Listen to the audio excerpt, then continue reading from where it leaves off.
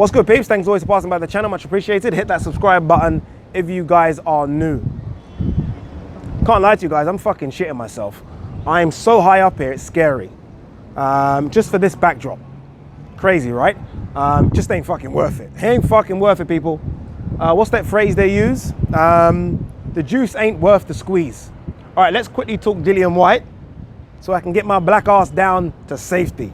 Plus it's a bit windy, so fingers crossed you guys can hear me properly. Again, Mike, please be working for me. Dillian Whyte obviously resurfaced on an interview of IFL TV. I don't think we've heard from Dillian Whyte since the Oscar Rivas fight. Obviously this B sample issue, that's not gonna go away.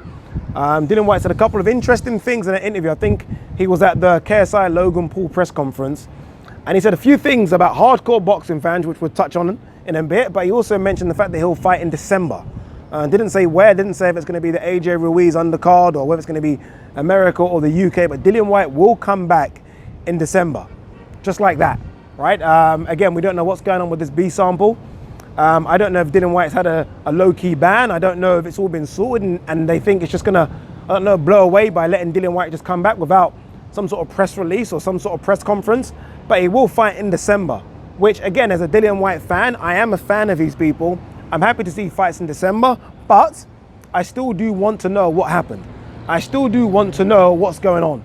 And right now, I feel like the longer him and his team keep silent, the longer they kind of shut down people from talking about it, it just looks worse, right? It just looks fucking worse. What normally happens, and you guys know this, what normally happens when a fighter has any sort of drug issue is that they release a statement. They release a statement, most of them will say, look, I'm innocent, 99 out of 100 will say I'm innocent, and they'll say this happened or that happened or this happened. Dillian Whyte's done nothing. This was in July, we're now coming up to mid-October, and we've heard nothing, right? Apart from, I can't talk about it because my lawyer said so. It's not good enough. But regardless of all that, Dillian Whyte will fight in December.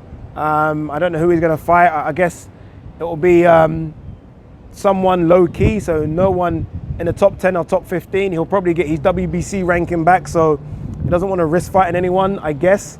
And he'll probably be in line to fight Deontay Wilder next, which I guess throws another spanner in the works if you're thinking about Deontay Wilder maybe fighting the winner of Ruiz versus Joshua. We'll have to see.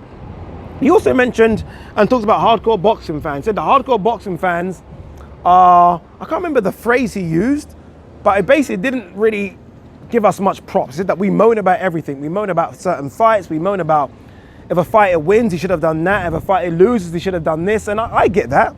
And he's right? We do moan. I make videos moaning sometimes. That's not necessarily about boxing. That's about every sport. Dillian Whyte, if he's not a football fan, should go and look at the stick professional footballers get from armchair fans like myself when a footballer fucks up. If he thinks that boxers get it hard, footballers get it 10 times worse. And that's just fans. That's not boxing fans, that's not football fans, that's not NBA fans, that's not NFL. That's just fans in general. All right, we have never played a sport at the highest level, but we think that we have the right to give real professional athletes stick. That's just because we're so passionate about the sport. That's just how we are. That's not anti-boxing or anti-Dillian Whyte. That's just us as fans. I think boxers seem to take it a lot more personally. I've noticed boxers in the last 3 or 4 months, I've seen a few tweets where they really have a go at fans. And I'm thinking, man, it's fans that make this sport. You know, it's like a lot of these boxers aren't like other professional athletes. They don't have like outside sponsorship deals where if they don't fight, they get paid millions. It doesn't work like that. If these fighters don't fight, if us as fans don't tune in, they don't get paid. So I feel like they should just focus less on what us fans are saying and focus more on their careers. Yes, we give stick, but again, we give stick to every single sport. That's just how it is, right? I mean, I have fucking destroyed Mane and Salah on weekly fucking occurrences. I mean, I couldn't lace their boots. Just how it is as a fan. We give stick. So Dillian Whyte, don't take it personally. What you should take personally is your B sample. I still want to know what's going on with that. I am firmly on the Dillian Whyte hype train. I am close to getting off because, again, you have mentioned nothing. And we are led to believe that your A sample failed, right?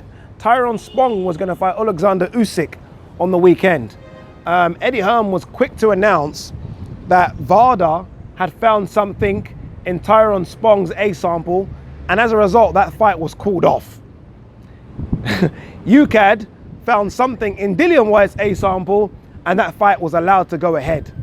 And you're here upset about us hardcore fans giving you stick. It's the wrong way round, my friend, the wrong way round. Peace. Let me get off this ledge before I die.